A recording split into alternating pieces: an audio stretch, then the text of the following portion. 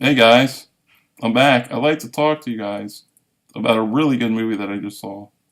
The movie's name was Gosnell, and it was about a notorious abortionist slash serial killer who basically ran a horrible abortion clinic that was so unclean.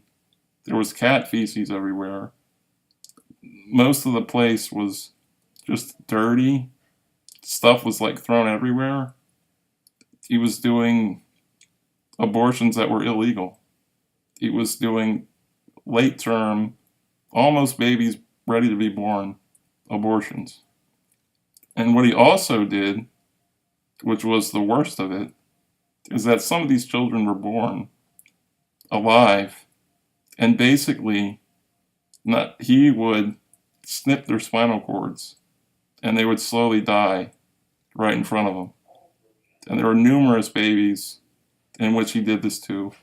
But not only did he do that, he also advised his people under him who worked at the facility to go and perform those exact procedures of snipping the spinal cord.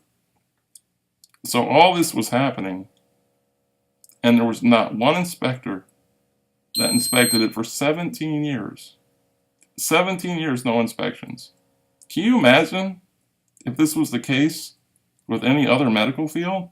This would never happen, and you probably still hear stories about it. But because it's abortion, nobody wants to talk about it. So that's really disappointing. And obviously, as you know, Gosnell is probably pretty much an animal to to act like this and behave like this. But you know who I really blame is the politicians. The particular politician that was the governor of Pennsylvania was Tom Ridge, and he told people not to get involved in this case because it had to do with abortion. Now, let's rewind back a little bit. Eventually, what happened was one of his people that worked for him, for Gosnell, was, I guess, getting illegal prescriptions for drugs. So the FBI was reviewing it, this particular lady. And eventually they got a warrant to check it out to see, you know, check out the medications and check out the illegal activity. But while they were doing that, one of these police officers was astounded to find how disgusting this place was and how there were little jars of baby parts throughout the abortion clinic. And they were just shocked. And the FBI told the guy, don't get involved. Don't get involved at all with this. We didn't see this. Let's, do something else. Let's get out of here. So the police officer went to the DA and said, hey, you may want to take a look at this. This particular clinic is disgusting and it's a mess. So the DA went in and saw what a mess it was. So both of them were on board, and they were really discouraged from going forward with this case. But they didn't quit, and they eventually got it to court, and they were eventually able to get him convicted. If it wasn't for those two individuals, this would never have seen the light of day. And guess what? Guess where the media was? Nowhere. They didn't say anything about it when it was going on. There was a picture in the movie of the seats, and there was no media there. And luckily, there was a blogger, just a regular blogger, who was interested in getting the truth. And she published a lot of articles, and eventually some of the media picked up on it. So if it wasn't for her, no one would have known about it either. Anyways, the particular thing I want to talk about is a particular scene that really struck me. Was when the defense attorney was put an abortionist on the witness stand. And he wanted her to describe exactly what an abortion did. What he was trying to prove was, what's the difference between this and killing the baby outside the womb?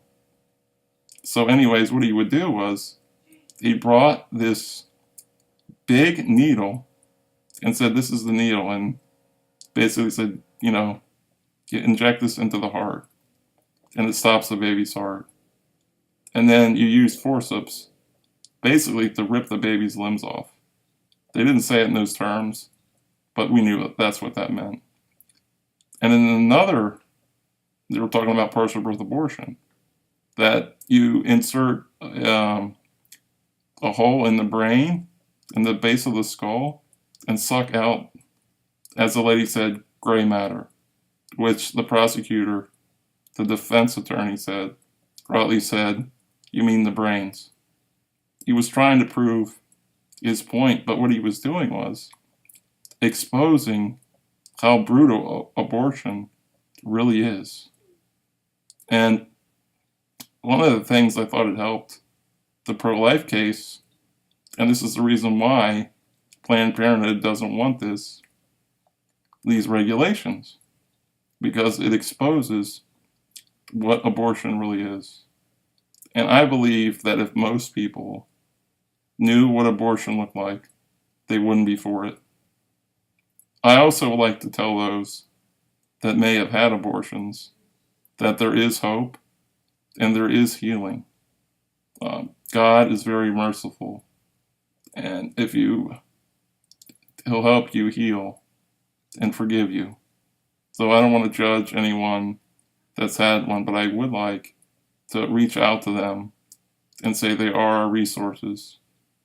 For instance, Project Rachel, which helps those individuals, those women that have had abortions.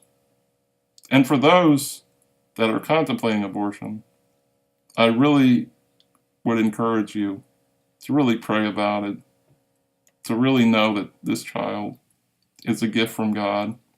Maybe you can't take care of the child, but someone will. There are people out there that want to adopt children. And if you choose to keep your child, we will support you with our prayers and our help. So this isn't about the women who are victims of abortion. It's about an industry that doesn't give two craps about the women. They're just worried about the money.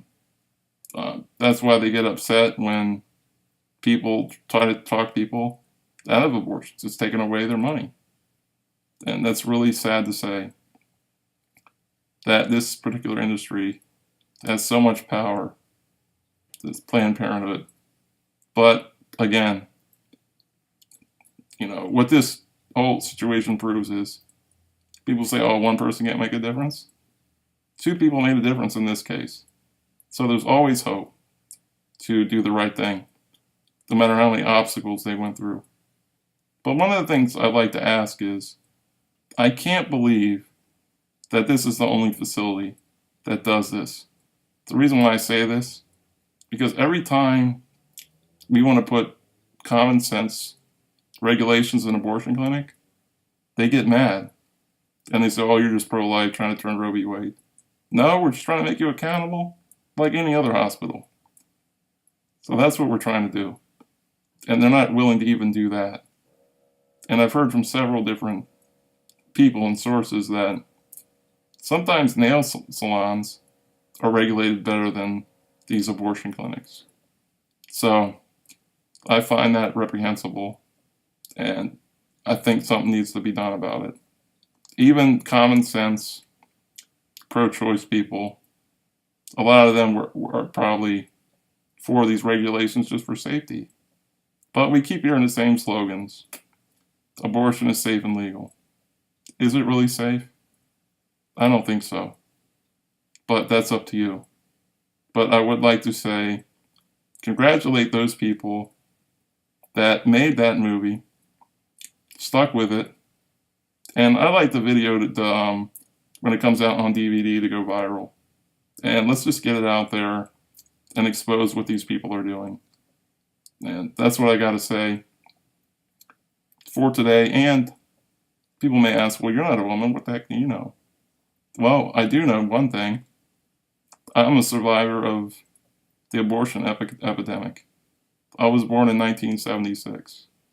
My mom could have easily aborted me, particularly with today's technology. They would be able to find out this guy has a defect of muscular dystrophy. But luckily they didn't. And my mom, even after they found out, said, you're a gift. And my brother, we really could have found out whether he had MD before, and we could have, if my mom chose to, which she didn't. She would never even thought that, but gave birth to Mike, even though we knew he would have have MD, and he'd have a life of suffering. But my mom stuck with it. So that's my only glory, is not in myself, but in my mom choosing to give me life. Even though my life's been hard and difficult, I have a lot of joy, I have a lot of hope, and I have a lot of, just happy to be here, and just doing my part every day of my life, and like to help people choose life and realize what a gift it is. So I hope you guys have a great day, and keep praying, keep up the fight. Thanks.